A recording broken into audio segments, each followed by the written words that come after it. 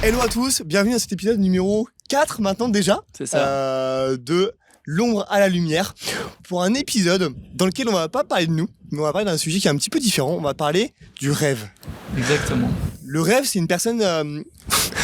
Le rêve, c'est quelque chose que beaucoup de personnes ont en eux. C'est quelque chose qui dicte la vie de beaucoup de personnes également.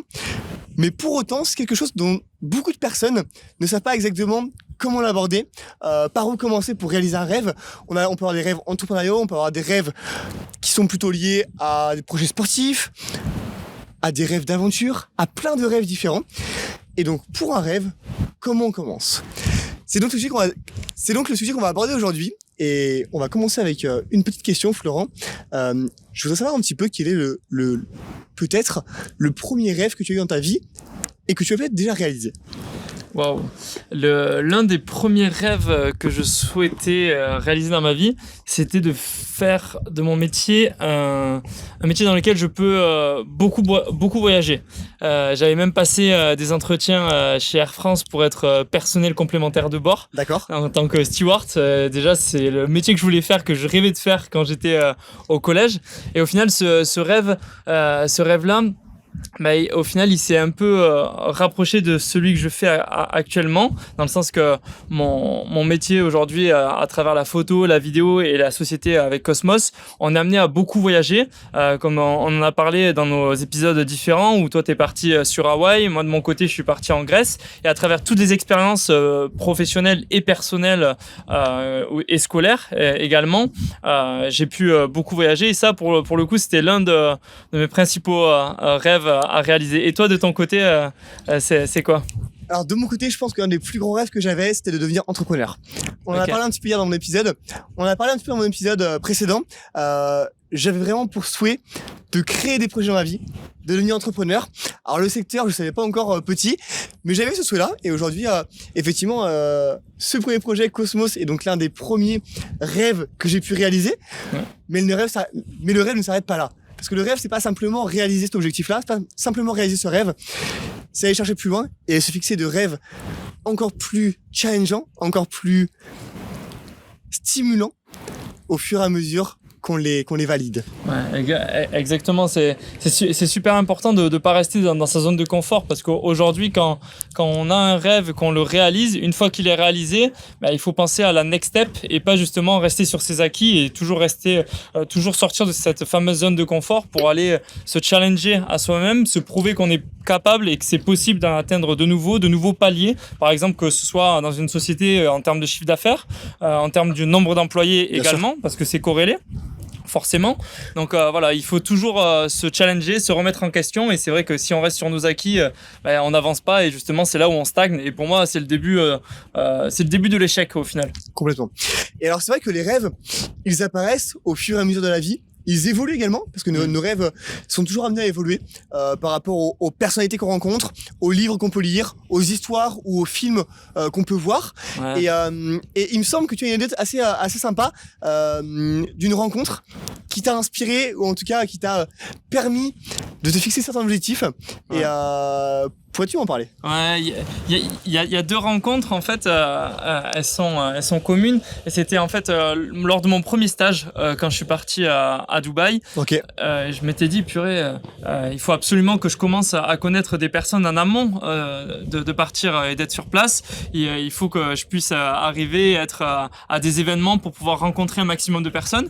Et j'avais contacté un magicien qui, je voyais, il était partout, il était dans plein d'événements, il rencontrait plein de personnes. Je me suis dit okay. C'est la personne à voir, tu vois. Okay. Et en fait, j'ai rencontré cette personne-là via Instagram.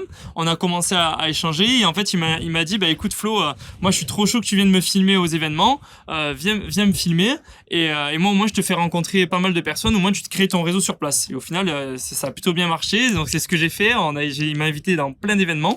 D'accord. Et un petit tips que j'ai à donner justement par rapport à ça, c'est que en fait, par exemple, c'était les événements, ça pouvait être des pool parties, donc c'était au bord de la piscine. Et donc je disais aux gens, tenez, allez-y, je vous prends en photo. Ils étaient super contents. Et en plus de les prendre en photo, moi, mon appareil me permettait justement de faire un airdrop, on va dire, un transfert de photos que depuis mon appareil vers mon téléphone. Et en fait, je faisais juste un screenshot également de mon compte Instagram. Et au moins, j'envoyais les photos plus mon compte Instagram aux personnes à qui j'avais pris la photo. Et ça me permettait de créer un peu mon réseau. Et en fait, cette rencontre-là m'a permis de réaliser un autre rêve. Et cet autre rêve que j'avais et que je souhaitais faire à cette époque-là, c'était faire des vidéos pour des youtubeurs. Je kiffais trop YouTube et je me suis dit, purée, mais ça serait génial un jour de pouvoir réaliser des vidéos pour des youtubeurs. Et là, en l'occurrence, c'était un mec que je connaissais mais absolument pas et qui s'appelle Luisito Comunica, qui est super connu au Mexique et sur toute la partie espagnole et Amérique latine. Et en final, il avait plus de 30 millions d'abonnés sur YouTube. Incroyable. Plus de 25 millions d'abonnés, je crois, sur Insta. Enfin, c'est juste énorme, c'est colossal. Et j'étais trop heureux, j'étais comme un gamin à le rencontrer. Et le lendemain, après, à aller filmer des vidéos pour lui. Enfin, c'était vraiment une superbe expérience. Et une fois que ce rêve-là, il avait été réalisé, je me suis dit, mais au final, en fait, c'est accessible. Et justement, on en parlait avant de commencer ce podcast. C'est justement que des fois, on surévalue un peu nos rêves. Ouais. Et une fois qu'ils sont atteints, au final, on se rend compte qu'ils étaient vachement accessibles et c'est pour ça qu'il faut continuer perpétuellement à se lancer des challenges et rêver toujours plus grand. Ok. Et donc, le rêve fait donc partie des étapes qui vont guider notre vie. Donc, toi, tu es parti à Dubaï, tu as rencontré cette personne qui t'a permis de réaliser une partie, enfin, un rêve que tu avais en tout cas. C'est ça. Je pense qu'il faut pas se limiter à un seul rêve. C'est très important parce que sinon, si tu as réalisé ce rêve-là, qu'est-ce qui se passe après? Ouais, c'est ça. Au final, si tu réalises ce rêve-là et que tu t'en restes là, c'est dommage parce qu'au final, ta vie, elle sera beaucoup plus morose, elle sera pas challengeante. Donc ça, c'est un point important, comme on l'a dit auparavant.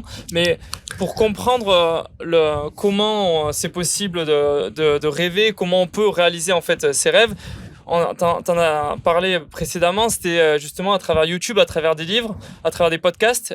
Toi, comment ça t'est venu justement par rapport à ça? Alors moi, j'ai eu beaucoup de premiers rêves étant jeune. On a parlé de ma passion hier on a parlé de ma passion dans le premier épisode. On a parlé de ma passion dans le précédent épisode par rapport à la voile, à l'aventure. Et je pense que ça a été une des parties qui a beaucoup dicté ma vie.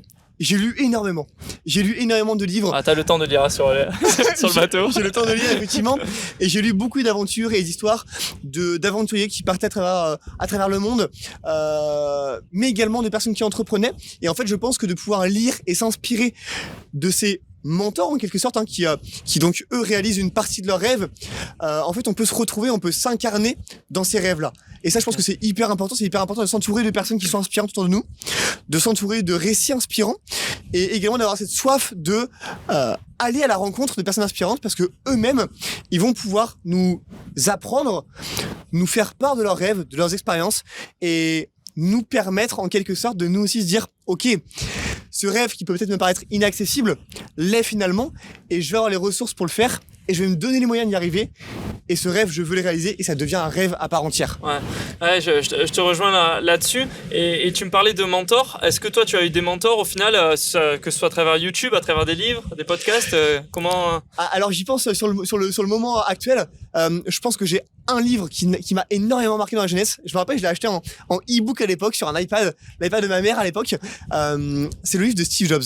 Et je me rappelle de l'avoir avalé en moins de 3 jours. Il fait 800 pages en e-book, je l'ai avalé en moins de 3 jours. C'était en plein décembre, je me rappelle très très bien. Et en fait, ce mec, il m'a inspiré énormément parce qu'il arrive d'une famille donc d'immigrés. C'est pas mon cas, mais il arrive d'une famille d'immigrés, donc il part vraiment de rien. Et ce mec-là, il réalise un truc qui est incroyable. Il a une obsession pour le design. Et je pense que ça rattrape aussi un petit peu mon obsession que j'ai un peu pour ces beaux objets, cette architecture, ce design. Voilà, exactement, ouais, tout à fait. Ouais. Et ce mec m'a énormément inspiré. Et je me suis dit, purée, mais en fait, les rêves, ils se réaliseront que par une chose, que par un levier. C'est la volonté qu'on aura à les réaliser. Et donc, Steve Jobs a été un mentor assez fort et c'est peut-être celui que je retiens le principal. Et ensuite, j'ai également quelques personnes qui m'ont également inspiré, que ce soit par YouTube, donc des personnes qui entreprenaient, Antoine BM, Olivier Roland, etc. Et ça m'a beaucoup inspiré, je pense, dans ma quête et dans mon voyage un peu entrepreneurial. Ok, justement, Antoine BM, pour rebondir, pour moi, ça a été l'un de mes premiers mentors au final quand j'ai regardé... Quand je suis tombé sur des vidéos YouTube, il m'inspirait beaucoup parce qu'il partait justement beaucoup sur la partie asiatique, tout seul, sac à dos, et il commençait justement à créer son contenu. Je le suivais, il devait avoir même pas 2000 abonnés sur YouTube, et je voyais qu'il commençait à à essayer de vivre de sa passion, à être digital nomade. Et en fait, une fois qu'il avait réussi à être digital nomade, j'ai l'impression que il s'est dit ouais, en fait c'est cool, mais ça correspond pas forcément à ce que j'ai envie de faire. Et donc après il s'est recentré, il a bougé un peu à droite à gauche, un peu partout dans le monde.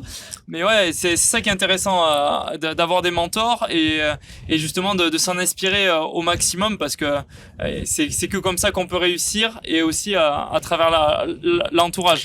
Complètement. Et on s'en rend compte, je pense, également, nous-mêmes aujourd'hui, on avait l'un de nos rêves qui est de créer une société. C'est fait, c'est pas acquis. Parce ce qu'il faut savoir, c'est qu'une société, c'est jamais acquis. Ouais, Elle peut exploser pendant 10 ans, fonctionner et faire du chiffre d'affaires pendant 10 ans. Ouais. Et à la 11e année, tomber. C'est ça. Donc, il n'y a jamais rien acquis. Ouais. Mais je pense qu'un de nos premiers rêves communs, en tout cas, était de créer une société. Quand je dis commun, c'est l'un et l'autre. Ouais, voilà. Ce rêve-là de créer une société, on l'a fait aujourd'hui ensemble, en commun. Ouais. Mais je pense qu'en fait, ce rêve-là, aujourd'hui, il est en partie réalisé. Déjà, on se rend pas forcément compte qu'on l'a réalisé, je pense. Ouais. On se dit, ok, on a créé une société, ça nous paraît très, très normal aujourd'hui. On a discuté il y a peu de temps ensemble, mais ça nous paraissait plutôt, en fait, classique, et on l'évoquait en podcast, on sachait qu'on allait l'évoquer, mais on se disait, bon, est-ce qu'on est vraiment légitime à le faire? Il y a un peu ce syndrome de l'imposteur aussi qui arrive. Ouais. Et je pense qu'en fait, le plus important, c'est de se dire, ok, ce rêve-là, il est réalisé, mais derrière, notre quête entrepreneuriale, elle n'est pas finie. On est au tout début de notre carrière, on a quelques expériences à partager, mais on est loin d'avoir pu expérimenter plein de choses. On commence à toucher du doigt un secteur, mais il y a tellement de secteurs entrepreneuriaux dans lesquels on peut travailler. Je pense qu'on est loin d'avoir fini, et donc en vrai, c'est ça qui nous motive également. C'est de se dire, ok, on a commencé, on a touché du doigt une petite partie, et ça nous donne envie d'aller encore plus loin, de mettre le bras entier dans l'engrenage et se dire, ok, on va être tracté là-dedans, quoi. Ouais, c'est ça, exactement. Par rapport au rêve, il y a cette partie de rêve entrepreneurial, il y a le rêve aussi personnel à travers le sport. Moi, je vois de mon côté, j'ai toujours rêvé justement d'accomplir de grandes choses entre guillemets sportivement, à me surpasser, à me challenger. C'est pour ça que j'ai toujours commencé avec cette partie marathon. Et au final, une fois que j'avais atteint et que j'en avais accompli un, je me suis dit, ok, en fait, c'est faisable. C'est pas insurmontable, c'est vraiment réalisable. Ça portait peut-être pas de tout le monde, parce que quand même, il faut avoir un minimum de conditions physiques. Il faut se préparer, mais ça reste jouable et réalisable en tant qu'étudiant, parce qu'à ce moment-là, le premier que j'ai réalisé, c'était quand j'étais étudiant. Et justement, quand on est étudiant, on pense plus à cette partie fête, à cette partie soirée qui est importante pour certains. Moi, en l'occurrence, j'ai très peu sorti, parce que justement, j'ai réalisé mon marathon quand j'avais 19 ans, mon tout premier. Donc c'était pile durant ma 2e année d'études.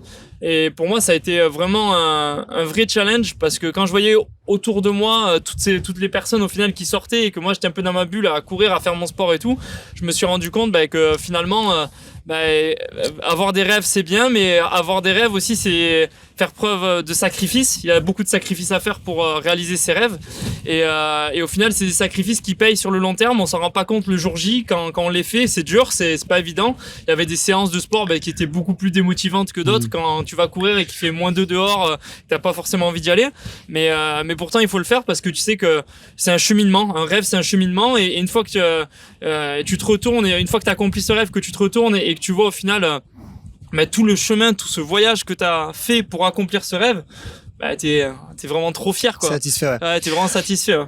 Et donc, ok, ça c'est incroyable, mais tu me parlais de sacrifices donc à réaliser. Aujourd'hui, donc tu es entrepreneur, tu es sportif, et tu as une discipline comme j'ai rarement pu le voir chez des gens. C'est quoi pour toi les plus gros sacrifices que tu réalises aujourd'hui? Wow, très bonne question. Les plus gros sacrifices que je réalise actuellement, je dirais déjà le fait de très peu sortir, de pas boire d'alcool aussi, de pas boire d'alcool, parce que après moi, en fait, j'en ressens pas le besoin. Peut-être pour certains, en fait, ça va être un sacrifice, mais pour moi, j'en ressens pas le besoin. Donc, en fait, c'est vraiment personnel. Il y a des choses qui me correspondent par rapport à ma manière d'être, par rapport à ma discipline, qui au final peut être très stricte et très militaire pour certaines personnes, mais pour d'autres, au contraire, ils vont justement la comprendre et justement, ils vont se dire, bah, c'est ok, c'est normal, il faut passer par là, en fait.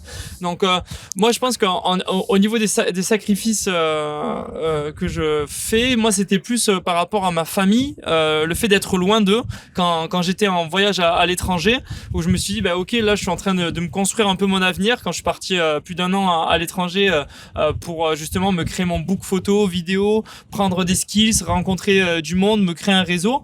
Bah là, c'était pas évident parce que justement, bah il y a ma famille qui était loin, sachant que bah, je suis très très proche de ma famille. Tu peux le constater. Ouais. Et donc voilà, moi pour moi, c'était l'un des plus gros sacrifices que j'ai fait. Ouais. Okay. Et toi, de ton côté, moi, je pense de mon côté, j'ai eu une grosse évolution entre la phase où j'étais étudiant, donc étudiant, je suis pas mal sorti, j'étais en école de commerce, comme toi également, mais je suis plus sorti peut-être que toi.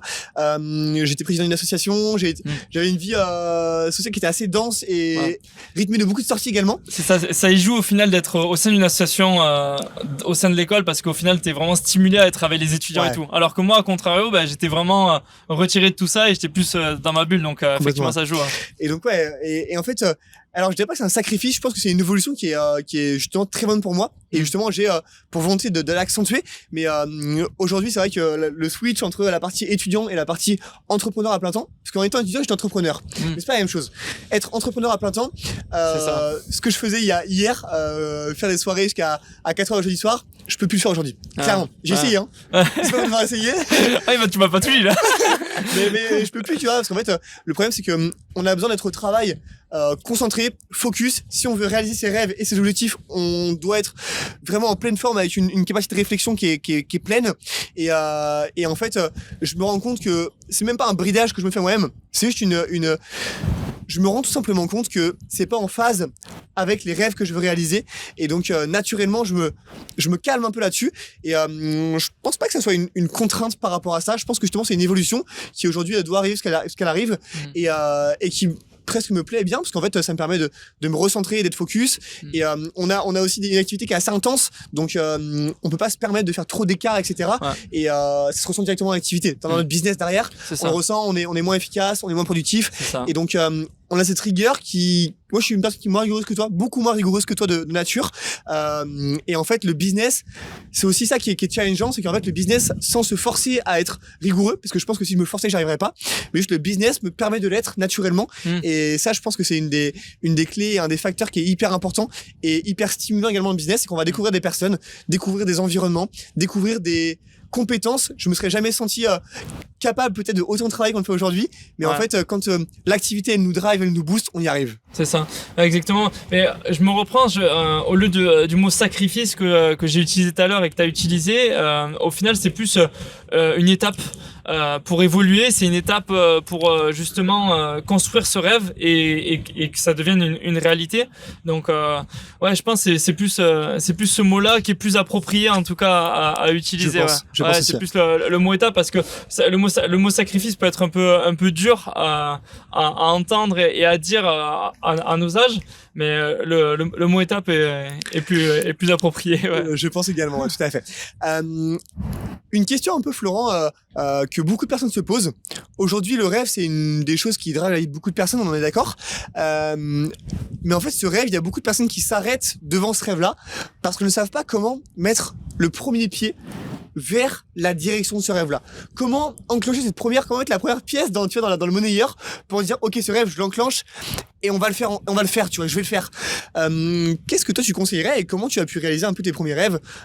Dis-moi plus par rapport à ça. En fait, le problème qu'il y a, c'est qu'aujourd'hui, les gens, au lieu de se fixer des rêves assez proches, sur le calendrier, par exemple, un rêve dans 2-3 ans à atteindre, ben justement, ils se fixent des rêves qui vont se dire, moi, la Rolex, il faut que je l'ai à 50 ans, ou la Porsche, il faut que je l'ai à 50 ans. Là, on parle de matériel, il y a d'autres types de rêves, bien évidemment, mais c'est juste pour dire qu'au final, il y a des rêves qui peuvent être atteints beaucoup plus tôt, et je pense qu'il faut se fixer des objectifs et des rêves réalisables, pas se fixer des rêves insurmontables, même s'ils peuvent le paraître. Par exemple, moi, le marathon, comme j'en parlais précédemment, au final, je me disais, mais c'est insurmontable, je vais peut-être pas y arriver. Et, tout le monde me disait, mais la course à pied, il faut s'y mettre beaucoup plus tard, il faut s'y mettre quand t'as 30, 40 ans, pour les articulations, c'est pas bon, tu verras, tu auras des problèmes de genoux, tu pourras plus courir à 40 ans. Mais non, au final, je me suis dit non, vas-y, j'y vais. Il faut pas trop écouter aussi les autres des fois parce qu'il y en a qui vont te mettre des barrières par rapport à ça. Du coup, en guise de conseil, déjà, pas trop écouter les autres, suivre son instinct et en conseil, au final, je dirais que justement, il faut se fixer des objectifs proches et réalisables. Et par exemple, on a tendance à faire des to-do list à rallonge. Par exemple, on se fait des to-do list à rallonge où on se fixe plein d'objectifs à réaliser dans une journée. On en a plus de 40. Et au final, il y en a que 3 qui sont réalisés. Donc, je pense que c'est important de se dire, aujourd'hui, j'ai réalisé j'ai coché 3 cases sur ma to-do list. Demain, j'essaie d'en cocher 4. Après-demain, j'essaie d'en cocher 5. Et step by step, d'essayer d'en enchaîner le maximum. Bien sûr, en faisant des catégories de priorités. Mais voilà, déjà, si à travers ces to-do, on arrive à les atteindre, je pense que ces rêves aussi, il faut les atteindre de la même manière qu'on qu'on coche au final les cases sur une to-do list. Hein. Complètement. En fait, je pense que le gros problème des gens, c'est qu'ils se fixent effectivement des rêves à beaucoup trop long terme, inatteignables. Et en fait, je pense que les rêves, c'est un cheminement. En fait, tu vois, on va commencer par un petit rêve. Peut-être que quand t'as 4 ans, ton premier rêve, c'est d'avoir un premier vélo, tu vois. Et en fait, au fur et à mesure, tes rêves, ils vont évoluer. Dès que tu en coches un, tu vas arriver au rêve suivant. Il faut réussir à s'en créer de nouveaux au fur et à mesure également. Je pense que c'est hyper important. Sinon, on peut très vite devenir blasé. En fait, une personne qui aura un rêve à court terme très haut et qui le réalisera vite, elle va être excellent. Mais si derrière, elle n'arrive pas à se fixer de nouveaux objectifs ou de nouveaux rêves qui sont plus difficiles à atteindre et plus compliqués, elle va être blasée en fait dans sa vie et elle aura moins d'énergie, moins d'énergie, moins d'entrain. Moins d'entrain. Mais je trouve que ça ressemble un peu, on va dire que c'est peut-être pas un rêve pour tout le monde, mais pour certains en tout cas ça l'était. Et je pense que socialement c'était important. On est en plein dedans avec cette petite pastille bleue pour être certifié sur Instagram. Complètement. Et il y en a pour certains où ils se disaient c'est trop cool, moi je veux absolument l'avoir et tout. Alors c'est peut-être pas, comme je dis, c'est peut-être pas un rêve pour tout le monde, mais pour certains en tout cas c'était le cas. Et quand au final tu te rends compte que il suffit juste de l'acheter maintenant pour l'avoir et plus de le mériter en fait, et au final ton rêve il a plus la même saveur. C'est comme si une médaille de marathon on te disait tiens regarde la médaille du marathon de New York, tiens tu peux l'acheter là sur Amazon. Elle vaut rien. Moi justement c'est ça que j'aime, c'est que quand t'as des rêves tu les atteins, il y a des choses quand même que tu peux pas acheter et en l'occurrence cette médaille tu peux pas l'acheter, les expériences que tu vis tu peux pas les acheter et je pense qu'un rêve c'est ça aussi, c'est important justement de pas être blasé par rapport à ses rêves une fois qu'ils sont atteints et toujours aller de l'avant. Et je pense que le rêve il dépend également de la valeur que tu lui accordes.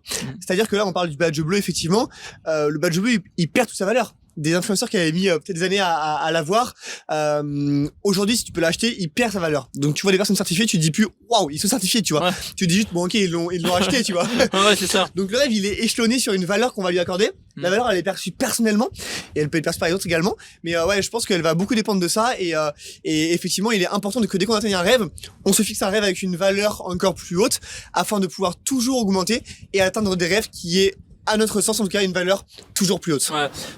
La vie de toute façon c'est une succession de rêves, et à la fois une succession de choix. Donc nos choix vont nous permettre justement d'accomplir nos rêves et je pense que aujourd'hui, il y a des choix qui peuvent être plus difficiles que d'autres à réaliser, que ce soit dans sa vie pro ou dans sa vie perso, qui vont nous permettre à réaliser ses rêves. On parlait tout à l'heure de sacrifice et justement c'est plus des choix. Je pense que moi quand on me dit Flo bois pas d'alcool, on me met pas un couteau sous la gorge en me disant non il faut pas que tu boives d'alcool, c'est interdit et tout. Non, c'est juste moi qui me l'impose, qui l'ai choisi, c'est pleinement choisi, c'est pas pleinement imposé. Donc à partir du moment où tu peux choisir tes décisions pour réaliser ton rêve, ça change beaucoup de choses. Ouais. Bien sûr. Et alors Flo, je voudrais revenir un petit peu sur la partie société. Donc toi, c'est un rêve pour toi de créer une entreprise. Tu penses que quel a été le premier pas à réaliser et une personne demain qui voudrait réaliser un marathon, créer une société, quel serait ce premier pas qu'il devrait réaliser et quelles seraient les contraintes, etc. Tu vois, on a fait quand même un investissement financier derrière ça, malgré tout. Investissement personnel, on n'a pas été de nos parents ou d'une banque, etc. Donc ça a été aussi un risque qu'on a pris. Peut-être que les rêves, parfois, ils sont corrélés à un risque qu'on prend individuellement ou collectivement. Qu'est-ce que tu pourrais me dire par rapport à ça?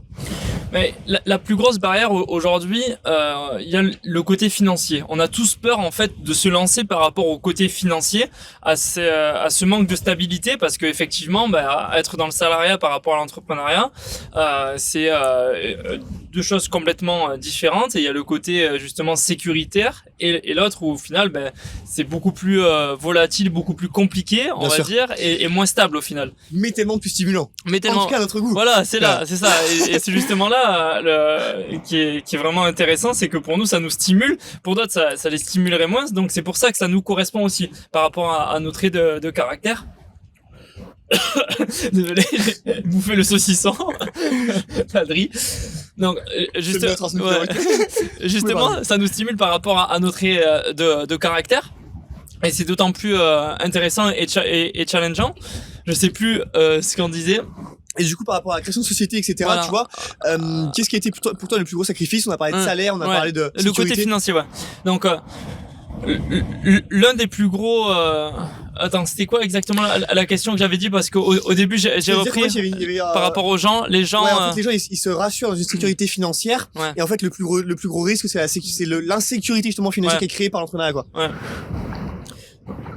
Ouais, je pense qu'au final, un des plus gros freins sur lesquels les gens accordent beaucoup d'attention et se disent oh là là, c'est vraiment pas pour moi d'entreprendre, c'est justement cette partie financière. Parce que aujourd'hui c'est un gros frein, et entre le salariat et créer sa société, donc l'entrepreneuriat, il y a un monde d'écart, et il y a justement ce côté stabilité. Alors que nous, justement, on n'a pas cette stabilité, et c'est justement d'autant plus stimulant, justement, d'entreprendre, et justement ça nous correspond. Par contre, si une personne justement elle souhaite entreprendre et elle souhaite justement réaliser son rêve, qui est de créer une société, vivre de sa passion, tout simplement, mais je lui dirais déjà c'est de se renseigner, se documenter au maximum. Aujourd'hui, on a tellement de ressources gratuites à travers des podcasts, à travers des formations. Il y a des formations aussi gratuites, il y a des formations qui peuvent être payées par le CPF, à travers l'école aussi, parce qu'il y a l'école, même si il y a des écoles quand même aujourd'hui qui peuvent nous apprendre beaucoup de choses, et notamment par exemple il y a des intervenants extérieurs. Justement, il n'y a pas que l'aspect professeur et l'aspect très autoritaire qu'on peut avoir en termes d'image de l'école, mais il y a l'aspect intervenant où justement eux ils vont nous ramener des expériences d'autant plus intéressantes. Justement, moi par exemple, c'est les intervenants externes qui me plaisaient le plus par rapport aux profs, parce que justement eux ils étaient dans la vie active, dans la vie professionnelle, et leurs conseils étaient vraiment pertinents, et à travers les livres aussi.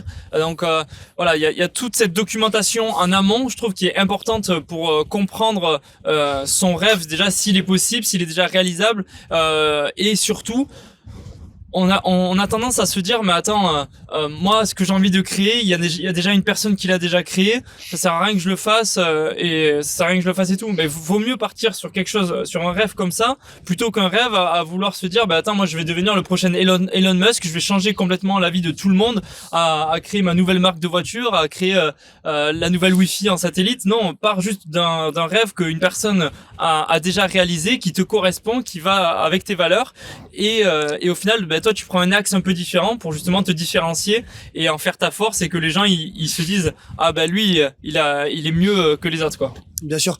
Et peut-être pour boucler un peu ce podcast, je dirais que aussi une grande partie des gens n'osent pas faire le premier pas et se lancer. Pourquoi? Parce qu'il y a des zones d'ombre au tableau. C'est-à-dire qu'il y a des zones qu'ils ne connaissent pas forcément, qu'ils ne maîtrisent pas forcément, et c'est totalement normal. Nous, on s'est lancé il y a un an, on sortait des études.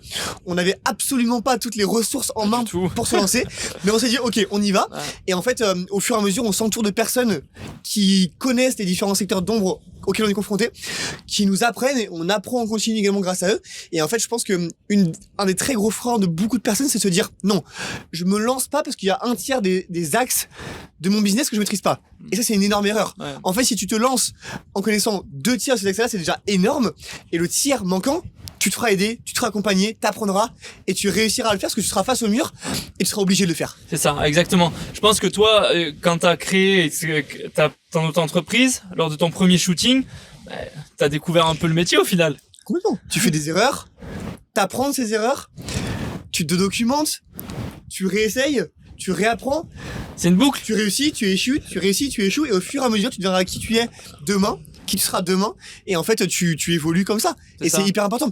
Les personnes qui resteront assises toute leur vie dans un canapé à attendre, et en se disant, il faut que je connaisse les 100% des choses nécessaires à me lancer, je te dis direct, elles se lanceront jamais. Mais c'est ça le Des problème. personnes qui se Ouais, diront, je connais 60%, je me lance, elles apprendront, et dans 3 ans, elles seront les 100%. Ouais, c'est ça, exactement. Vaut mieux se lancer avec un petit pourcentage de connaissances et au fur et à mesure, à chaque étape d'évolution, augmenter son pourcentage de connaissances que direct partir et se dire, là j'ai 100% de connaissances et je pars à l'aventure. Il a 100% de chance de se casser la gueule en fait. Bien sûr. Et surtout, au final, il y aura peut-être qu'il se cassera pas la gueule, mais le problème c'est qu'il aura tellement de retard par rapport au mec qui s'est lancé bien avant lui. Du coup, au final, il aura un retard impossible à rattraper. Bien quoi. sûr. Exactement. Donc je pense que si on devait retenir une chose de ce podcast, c'est de se dire, ok, on a des rêves dans la vie, il faut que ces rêves ils évoluent tout au long de notre vie, et surtout pour se lancer, il faut pas attendre d'avoir le rêve entre guillemets il faut pas attendre d'avoir les axes permettant de réaliser ce rêve 100% en main. Il faut vraiment se lancer le plus vite possible, tomber, apprendre et se développer. Exactement. Ouais, je suis totalement d'accord avec ça. Et je me dis que ça peut être intéressant justement dans les commentaires que les gens ils nous disent un peu leurs zones d'ombre, leurs freins qui les empêchent justement d'accomplir leurs rêves et qui nous disent justement quels rêves ils ont et comment nous aussi on pourrait les aider. Je pense que ça peut être intéressant à noter dans les commentaires pour ceux qui nous regardent sur YouTube. Et d'ailleurs ceux qui nous écoutent sur les différentes plateformes de podcast, n'hésitez pas à nous laisser un avis 5 étoiles, ça nous ferait très plaisir. Donc je pense qu'on peut conclure ce podcast en disant à toutes les personnes qui nous regardent et qui nous écoutent, essayez de réaliser vos rêves le plus possible, ça vous rendra le plus heureux possible, ça vous générera énormément d'endorphines. Continuez à le faire, essayez de le faire, tombez, apprenez, et vraiment entourez-vous de personnes également inspirantes. Je veux d'ailleurs remercier Adrien qui nous accueille aujourd'hui dans ce lieu exceptionnel. Il y a beaucoup de vent, donc j'espère qu'on nous en a quand même bien. Ouais, c'est ça. Ouais, à chaque fois, franchement, on essaie de faire de notre mieux. À chaque podcast, trouver un lieu complètement atypique, en extérieur, même des fois les conditions. Aujourd'hui, il y a beaucoup de vent. Sur le premier épisode également, il y avait beaucoup de vent. Ouais. Et pourtant, on nous entendait bien. J'espère que dans celui-ci aussi. Et c'est vraiment quelque chose qui nous tient à cœur, en tout cas, de faire les podcasts en extérieur. Et justement, encore là, les podcasts, il y en a énormément. On s'est dit, purée, mais attends, on va lancer notre podcast. Il y en a déjà 36 000. Qu'est-ce qu'on va faire déjà pour se différencier? Étape 1, le lieu. Tout le monde fait des podcasts dans des studios. Moi, j'en ai marre au final que des podcasts, ils durent 2 heures. C'est toujours dans les studios. Au final, t'as plus trop envie de les écouter. Nous, on s'est dit, on va faire un format complètement différent. On va le faire en extérieur que dans des lieux atypiques. Par exemple, là, hop, petit plan au drone parce que c'est juste incroyable. Et voilà, franchement, c'est ça qui est génial avec notre type de podcast qu'on est en train de mettre en place. C'est qu'on se différencie et on s'est pas mis de barrière en se disant, mais attends, nous, on va pas lancer notre podcast. Ça sert à rien. Il y en a déjà 36 000 sur le marché. Non, on l'a quand même fait, on est quand même passé à l'action. Et pareil, on fera des erreurs, on en fait, mais on continuera d'apprendre. Et voilà. Et c'est cette boucle-là qui est super importante de toujours se réinitialiser, justement, apprendre et faire une mise à jour un peu comme les iPhones y font, le faire à nous. Super. Merci Florent. Ouais. On s'en Salut. check. Allez, check. À la prochaine. À la prochaine. Ciao, ciao à tous. Salut.